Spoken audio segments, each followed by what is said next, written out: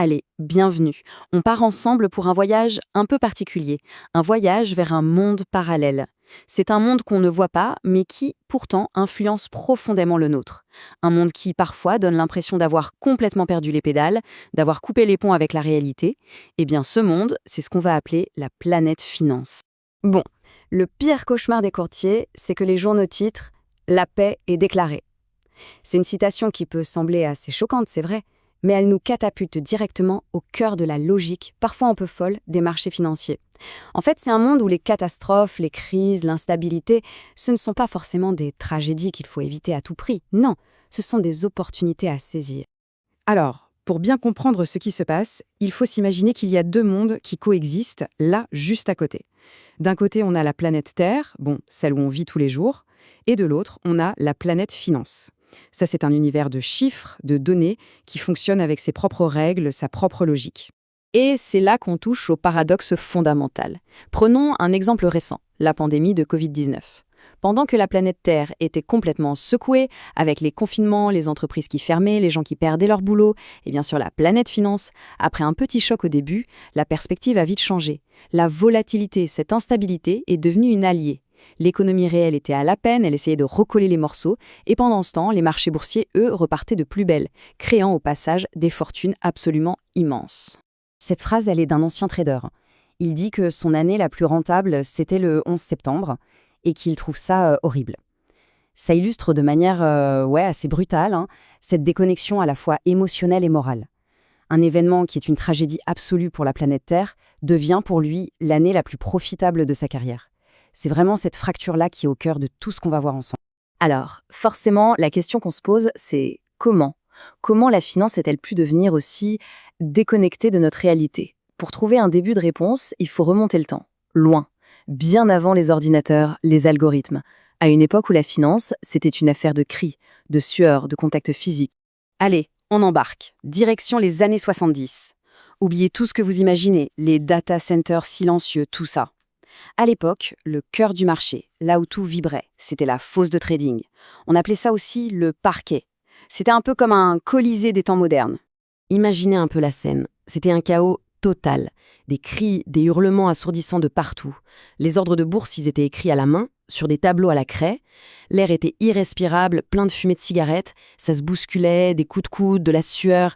C'était le capitalisme à l'état brut, vraiment. Et ce dernier point est assez dingue. Des traders qui pariaient sur l'étage duquel un type qui escaladait le World Trade Center allait tomber. Oui, oui. Ça en dit très très long sur la mentalité de l'époque. Voilà, ça résume tout. Chacun pour soi, la loi du plus fort, manger ou être mangé. La culture de l'époque, c'était ça. Il n'y avait absolument aucune place pour les faibles. C'était une compétition féroce, une vraie lutte pour la survie, où chaque journée était un nouveau combat. Alors attention, cette analogie racontée par un ancien trader est un peu crue, mais elle est incroyablement efficace pour comprendre. Il dit que chaque jour, c'était comme poser ses testicules sur une table, tendre un hachoir à son voisin et le défier de frapper avant qu'on ait le temps de se retirer. C'est violent, mais ça illustre parfaitement le stress immense, le risque palpable qu'il vivait au quotidien. C'est l'image même du fait de tout risquer financièrement à chaque seconde. Mais au milieu de tout ce chaos, de cette folie, une idée va émerger. Une idée qui va absolument tout changer, qui va transformer la finance pour toujours. C'est l'idée de créer un marché, non pas pour un produit qu'on peut toucher, mais pour l'avenir. L'avenir d'une matière première cruciale, le pétrole. Et là, c'est le début de l'abstraction. Alors, comment ça s'est mis en place ? D'abord, il y avait un problème. Le prix du pétrole était contrôlé par un cartel, l'OPEP, et pas du tout par l'offre et la demande. Ensuite, il y a eu un déclencheur. La crise iranienne de 1979, ça a créé une incertitude monstre sur les prix, un risque énorme. Et c'est là qu'un certain Michael Marks a une idée de génie. Il s'est dit, et si on laissait le marché lui-même fixer le prix, avec des milliers d'acteurs plutôt qu'un petit cartel ?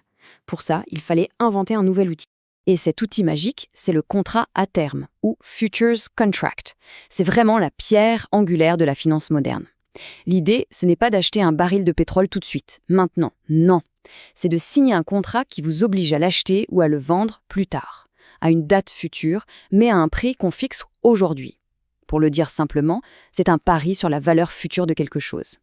Et c'est la somme de tous ces paris qui, au final, détermine le prix mondial du pétrole. Bon, maintenant, on fait un bond en avant. On quitte les fosses de trading humaines et bruyantes pour entrer dans une toute nouvelle ère, celle du monde silencieux, invisible et surtout infiniment plus rapide du trading électronique. Certains disent que le monstre a fini par échapper à son créateur. Le contraste est absolument saisissant. Le nouveau parquet de la bourse, ce n'est plus aux centres-villes, non. C'est un data center, une forteresse de serveurs, de climatiseurs, de petites lumières qui clignotent. Un ancien trader décrit ça comme horriblement ennuyeux. Et c'est vrai, fini les cris, maintenant c'est juste le bruit des ventilateurs. Mais ne vous y trompez pas, c'est bien là que tout se joue désormais. 0,001 seconde. 1 millième de seconde. Voilà le nouveau champ de bataille.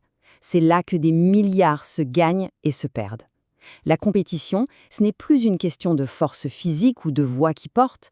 Non, c'est une course effrénée au millième de seconde. À cette échelle, un simple clignement d'œil, c'est une éternité. Et comment on atteint une vitesse pareille? Grâce à une infrastructure complètement invisible pour le commun des mortels. C'est un réseau mondial, mais privé, fait de câbles à fibre optique posés au fond des océans et de tours à micro-ondes construites au sommet des montagnes. Tout ça pour un seul but, que l'information financière voyage plus vite que n'importe quelle autre information sur Terre. Et cette phrase dans des concepteurs de ce réseau résume tout. L'important n'est pas d'arriver vite, mais d'arriver en premier. La vitesse, c'est relatif.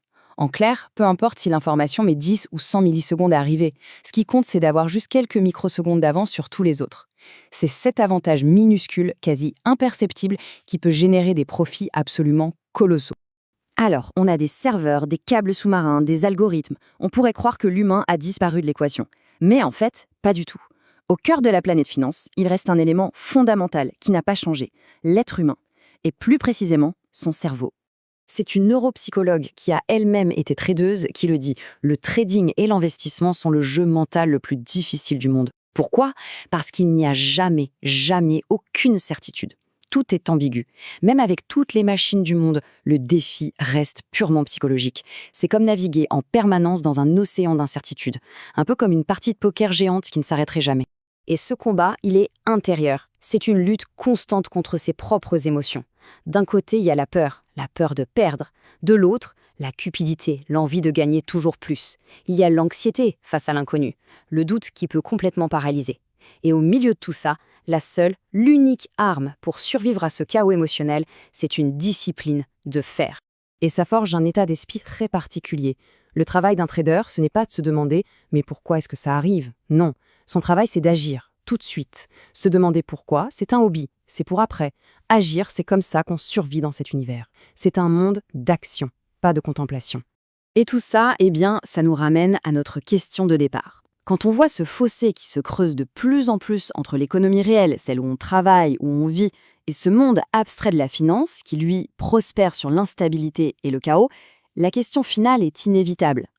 Ces deux planètes s'éloignent de plus en plus. Alors au fond, sur laquelle vivons-nous vraiment? Et surtout, laquelle des deux a vraiment le contrôle sur l'autre? La question, elle, reste grande ouverte.